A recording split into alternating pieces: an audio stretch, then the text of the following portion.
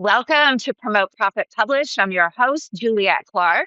And today we have one of our book marketing clients who's going to talk about her new book, Walking the Leadership Ledge. But before we get started, I want to remind you our monthly training, the month of April, it'll be on April 3rd.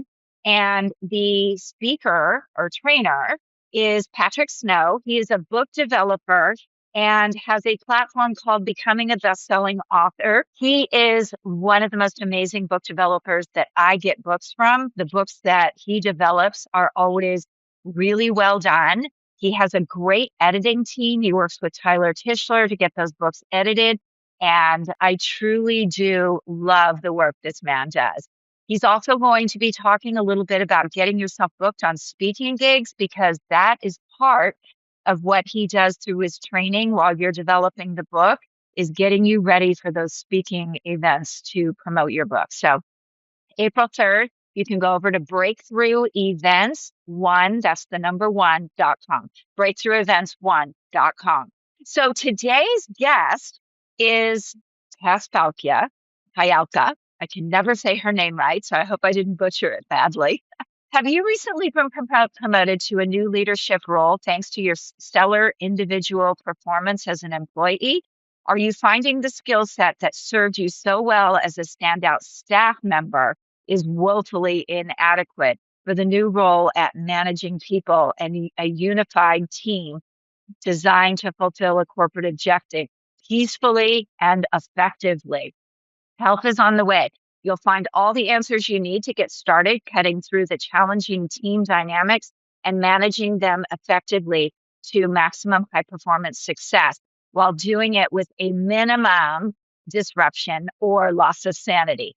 Tess Fyalka, new book, Walking the Leadership Ledge, the new leader's guide to building resilience and confidence at every step, pulls from her 25 years of experience in leadership, management, corporate training, and organizational development. A sought-after speaker, Tess is one of only 247 professional leadership coaches in the United States, of 1,100 worldwide, to have earned International Coaching Federation's Advanced Certification in Team Coaching, the ACTC. Today, she's here to offer her exceptional insights into transforming you into a superstar at leadership. And I don't know about you, but I remember vaguely, because it's been so long ago, my days in corporate America. And this was truly one of the biggest challenges to getting things done in a team environment. So stay tuned for Tess. Tess, welcome to the show. Thank you, Juliette. I'm excited to be here. I'm excited to have you because you're going to answer a question that I get a lot. But before we get to that question, why did you write the book and how did you get into what you do today? Well, if you talk to authors all the time, and so I think that you probably have heard this before, but for me, the book had to get out of me. It was just one of those things. I've always wanted to write a book. I wasn't sure what that book was going to be about. And the years went on, of course, and I hadn't written the book and hadn't written the book. And then I spent 13 years working for a management consulting company. And it was in that work that I truly fell in love with leadership development and management. And what I saw there over and over again and was repeated over and over again when I went back into corporate America for 10 years and was that time and again, evolving leaders, emerging leaders, new leaders. You decide what new is because we're new leaders throughout our careers. But the same issues and the same challenges came up over and over and over again. And it's tragic because as I'm sure you well know and most of your listeners well know, that independent contributors, those folks who are rock star team members, are put into leadership roles because they're so good at what they do as individual contributors. And they're put into leadership roles, and the assumption in the organization is going to be like, oh, well, Suzanne, who was a phenomenal member of the accounting team, when we put her into the manager position, well, everyone around her is going to be that amazing. and then it doesn't happen. And in some cases, the wheels fall off the bus because it's a completely different set of competencies. And so there's a whole different playbook that new leaders have to learn in order to succeed. And so that really wanting to try to equip them with, it's the fundamentals truly, but it is practical strategies. There's no theory because I'm not a brilliant theorist. There are brilliant theorists out there, plenty of them, with brilliant books that I would recommend. But it really was intended to be very conversational, very down to earth, very okay. Here's a challenge that a leader that I've worked with along the way faced, and then practical tools and strategies for how to navigate that particular challenge. And it's short; it's only 10 chapters. Yeah. And when I was in corporate America, I actually had a job where I was brought in from the outside to manage, which was really difficult because people didn't trust me. I was brought in on another job from the inside, which I think was even worse because then there's all that backbiting. Why did she get it? She's not qualified. I'm not going to take direction from her. And you also have to remember this was late 80s, early 90s when a woman in management was not highly regarded. So Mhm, it's not as easy as it all seems. I remember mhm, bouts of just tears about, I hate these people. mhm. Oh, I used yeah, to like these exactly. people and go to cocktails with them, and now I hate them. Right, what happened? We were such good friends. Yeah, it's an extraordinarily difficult challenge, and especially, when you're like, "What do I do with this? How do I navigate Mhm, this?" mhm. Yeah. Yeah, exactly. And I'm always an action person, and that was one of the things I learned is you can't implement big changes quickly, which is why I own my own business now because I can. That's right. Yes. Important learning lessons there, right? Yes. Yes, Mhm. absolutely. Okay, so one of the questions I get all the time is how do I get corporate workshops? How do I, build up that kind of business? You have very successfully done that. Any tips for those people who ask me that constantly and I give them a blank stare? Well, I don't have a magic formula. I will tell you that. But what I have found is, first of all, I offer workshops that appeal to corporate America. I was a corporate trainer for 10 years, and I have worked in corporations, for, half of my career. So there is that piece of it in that I do understand that piece of it. But I think one thing that really helped me to open doors was I created a group of pulled together a group of women, fellow professionals, and I like to describe them as sort of they were kind of my crash test geniuses in that I experimented with them and I would test things out with them and all of them were there were 10 of them and we still get together today and I established this back in 2018 but I tried to select women invite women to this group who were from different industries, from healthcare, from manufacturing, from higher education, really nice cross section of women who, first of all, they would learn from each other. And what I did is I created a container, if you will. Coaches love that term, container. I'm a coach, so I created this space where we would get together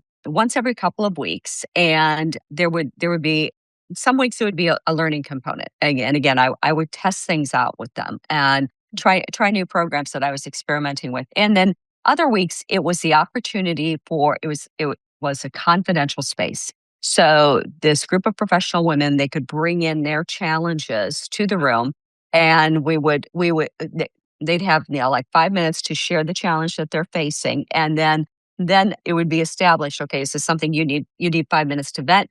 Just need to get it off your chest? Or is this something where you want insights from the group and you're open to coaching? What do you want to receive from this? So it was really, really beneficial in terms of they were able to learn from each other, coach each other. And I also made sure that there was a structure. We didn't just come together and chit chat, even though that's a lot of fun, that's a great thing to do. But there was really an intention and a purpose. And so I would host these and it would be like it might be from September to February. And there would be a curriculum, if you will. Like I said, we might be doing a book study, or I'd be, experimenting with a new program, a new leadership development program, and I would be testing it out on them. Now, this was I invited them to this group, and so there was no charge because they really became, my sort of like my board of directors. But they have really supported me and they opened doors for me. And I have oftentimes thought I want to create another cohort of women like this. I have other cohorts that I work with, but that's part of the corporate training when I do that. It was an investment of time and energy and all of those kinds of things. Well worth it. And we it's now 2026, and we still get together regularly. That's great. So now you guys have the answer to that question. It's going to take some work, which is weird because not weird, but so we do this monthly training and people always say like, why do you do that? We see people show up and then they become clients. So it's a good investment of time to get your knowledge out there as well. Okay, onward from that. So I want to know, why does being great at your job not automatically translate into being great at leading people? Yes. Well, I think we kind of touched on that at the opening, right? In terms of Uh-huh. when you're great at your job, you're really good, you're producing, and you're awarded, for rewarded for accuracy and speed and competence and all of those kinds of things Hmm. in that particular job. And then all of a sudden you're in leadership, you have to get work done through others. And you have to build those until we're all replaced with, AI. We have to get work done through others, and we have to build those relationships. And we have to create the infrastructure and the culture where our team members can succeed. And so, these things like, setting clear expectations and what does success really look like? Because what's really good, what's high quality output to you might be mediocre to somebody else, or vice versa. And then how are you having those ongoing conversations? How are you moving from peer to leader if you're internal, or how are you creating, building that trust out of the gate if you're coming in from the outside? And so you have to create a plan of action, if you will, and be very intentional around those core competencies of leadership. And as a leader, the how am I building a team? How am I showing up with courageous authenticity in terms of I can speak to the maybe the things that some folks might want to step over or look the other way. How am I being strategic? Three big buckets there. Long answer to your question. Not sure if I answered it. Yeah, you did in a sense, and I think one of the challenges I had was, as a peer going to a leader, was I worked with a group at Mattel that, you don't laugh, guys. I hope nobody from Mattel is listening, but literally before our manager left, there's a whole group that would stay. Our manager would get on the elevator, and then everybody would run over to the elevator. And I kept teasing them, saying, one day your elevator is going to hit the ground before his does. So, there's that part of it too, where your teammates inside and out, and you don't necessarily know if they're working or kissing rear end on it. So that's got to be a tough part when you're transitioning too, is knowing what your teammates are doing and not doing. Sure, and that's part of creating the infrastructure, right? In Mhm. terms of what does the cadence look like? What does the cadence of communication? What does the culture of communication look like? How are you setting that up as the leader where you're having, maybe it's weekly check-ins and then quarterly touch base. Yes, there are still annual performance reviews, and yes, they do serve a purpose, but that can't be the only time that we as leaders are talking to their team members. And it is so much of the interpersonal work, and that's where the challenges, the biggest challenges lie, because many folks haven't developed those skills, and that takes time and that takes nurturing and it takes experimentation and vulnerability, because the other piece of it is that as the leader, you don't have all the answers.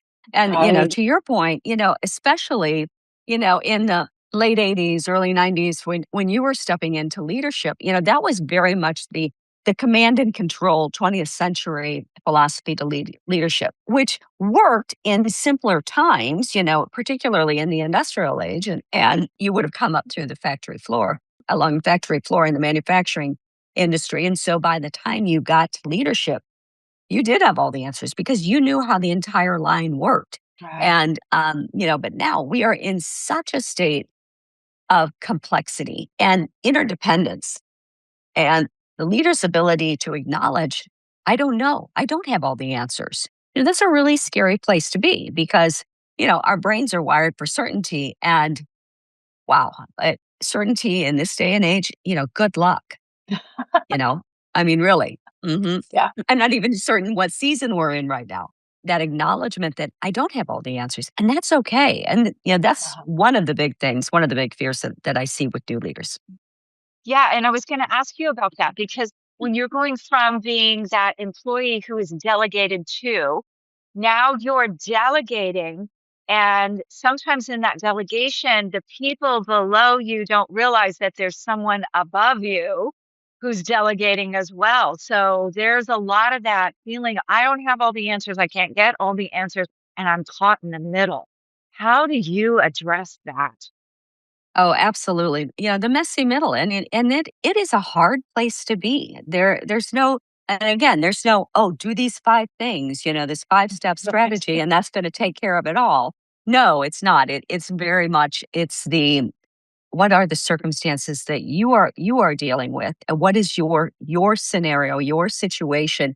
But it is a matter of having a game plan, and you might have to adjust that game plan. But how are you creating the infrastructure? Again, you're going to hear me repeat myself, but the Mhm. infrastructure where you've got regular dialogue. What are your teammates doing? And where does somebody have capacity? You're overwhelmed, and is this something, this task, this responsibility, a task or responsibility that only you can do?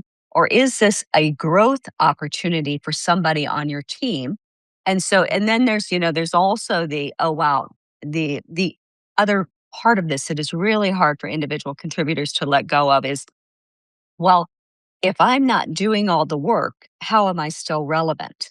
And they lose sight of the fact that, okay, this is the time when you're stepping into leadership where you're connecting to much more so to the strategic plan.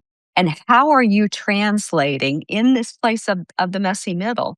What's happening up here with the strategic plan, and how is your team part of that strategic plan and connecting to that so they see the relevance in their relevance in the bigger picture. And so that's part of it. And then also, as you're getting rid of some things, delegating some things because you're growing the future leaders in your organization, you're also growing as a leader because, okay, what is it? I was really good as an individual contributor in this space, but I don't necessarily fully understand what's happening in finance or what's happening in distribution. And so then how are you then learning as a leader the other pieces of the organization's puzzle, if you will, the other aspects of the organization where that then helps you bring that into your team, and you're helping to further break down the silos where there's greater collaboration across different units and divisions and so on and so forth. Hmm. So I think that brings me to another question here. How do you get through the progress versus perfection? Because I think that's really hard when you're delegating to someone who used to have your job and you had a way of doing it and it was smooth, and now that person wants to do it their way. And it's kind of hard to let go and say, okay, the job is getting done. It may not be the way I did it, but it's getting done. So how do you get rid of that need to control? Oh, self-awareness. Okay. Yes, and as you said, oh, the need to control and acknowledging that and recognizing that. And that really is a place where coaches can be so helpful to emerging leaders in terms of, the what are the competencies, what are the tendencies, what are the things that served you really well, And as I share the story of Liam, which is one of my favorite stories and one of my favorite clients in leadership development coaching. And he was one of those folks on the team that that you want him on your team because he got stuff done. He was smart and he was fast and he was accurate, and he gets put into leadership, or he becomes a manager, and now he is experienced as controlling, as arrogant, as aloof, and all of those things that were as like, oh, he was like a duck on water. You would never see him sweat. Well, now in where he has to build these relationships, Yeah. it's a completely different. The impression is completely different, but it is in recognizing, the number one development skill, for leaders is developing self awareness. What does happen to me? How do I react? What do I feel? What do I think? What are the assumptions that I'm making when I'm letting go of this, that was my baby, that, maybe I even created it, and now I have to Mm. hand this off, and they may not love it and nurture it the way I did. And so that part of it is you're also creating a new identity for yourself, and you're still attached to that old identity of I got that thing done really, really well. And once again, I don't pretend that there's a magic formula, or it's just, oh, you do these three steps and it's everything's great. It is a process of recognizing what happens to me, and also really paying attention to that tendency. Am I changing this just because this is the way I want to do it, because that's the way I did it? Or does it really have to be done that way? In some cases it has to. Yes, these processes need to be followed in this order. Great. Okay. Mhm. But you've got some wiggle room over here. And that's self-awareness. I'm repeating myself. Yeah, it is. And by the way, you guys, that is not just in corporate America. I hired a scaling coach last July, and I heard also, let it go, let it go, let it go, let it go. It's like, because I wanted to micromanage the situation that was going on and have it done my way. But the work got it done. Once I let it go, the work got done. It just wasn't the same procedures I would have used. So don't confine that to corporate America. What do you mean in your book by the leadership ledge? Yeah, yeah. So that really is a metaphor for, you really are standing, it feels like on a ledge, and back here when you were an individual contributor, or you were in the other organization, whatever it was, another position, that you were really comfortable. You were on solid footing. And now you step into this new position and it feels like you are on the ledge. And one misstep, and you don't know if you're going to go tumbling down 10 inches or 100 feet.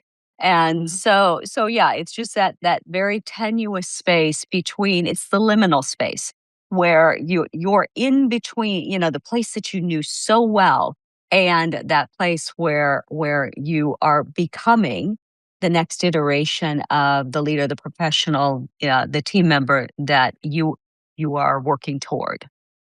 Yeah. Do you think that's why so many new leaders feel really doubtful? I mean, I think a lot of them just immediately get into it and go into, oh my God, imposter syndrome. Like they're going to find out I don't really know what I know, or they think I know. Oh, absolutely. Yes. Yeah. It is such a state of uncertainty. And again, there the vast majority of them are thrown into leadership positions, whether they're formal or they're informal, with no leadership training. And it's often, folks who are directly facing the customers and the clients. And those are the folks who are 80% of the organizational strategy gets done through those folks on the front lines who are the front facing. And they tend to have the least amount of leadership development and training. Yeah, interesting. So where can we find your book and find you? This is really interesting. And I wouldn't limit this book, you guys, to just if you work in corporate America. Take a look at it if you run an organization of your own, because you might get some understanding of what some of your people are going through as well. Yeah, it's interesting. Little side note here. I was talking to a friend of mine who's a choir director, and she bought my book, and she was like, "Oh, there's so much of your book that I'm applying." And I'm thinking, really? Choir director? Okay. Well, yes. I guess Well, it makes yeah, sense because we're all in leadership positions in some capacity or another. Yeah, But we yes, do, and just to backtrack on that a little bit, I mean, even I read through all of your books when I do book marketing for you guys, and I could see parallels there that maybe I could have a little bit more compassion for some people in my organization, or a little bit more empathy on what's going on. That maybe as the owner, I hadn't looked at that before. So I think there's something in it for a lot of people. yes, I agree. So you can find it on Amazon, and the Audible just came out. Oh, And so, yes, I'm very excited about that. And then so you can find me on LinkedIn and or on my website at walkingtheleadershipledge.com. That's the name of the book. And then also my business website is anglecoaching.com, and that's ANGLE. oh, fantastic. And those will all be in the show notes and including the link to her book. Tess, thank you so much for being on today. Thank you, Juliet. It was a blast as always.